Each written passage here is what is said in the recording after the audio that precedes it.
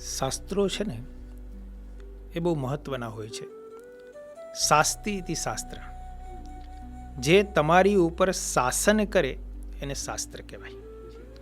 આપણે જીવનની અંદર જે પણ કાંઈ વસ્તુ પરંપરાથી શીખતા આવીએ છીએ કે આપણી કુટુંબની જે રીત રસમ હોય એમાંથી જે વસ્તુ આપણે શીખતા આવીએ છીએ એ અંતકાળે તો શાસ્ત્રમાંથી જ આવેલી છે.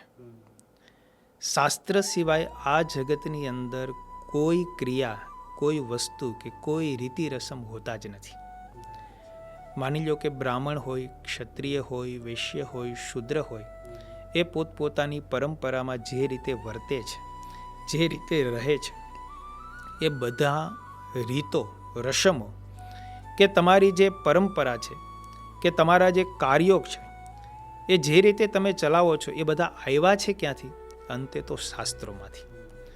એટલે શાસ્ત્ર છે એ જો ન હોય તો તમે શાસ્ત્ર વિના કઈ પણ વસ્તુ કરવા જાઓ તો એ વસ્તુમાં તમે ક્યારેય સફળ થતા નથી.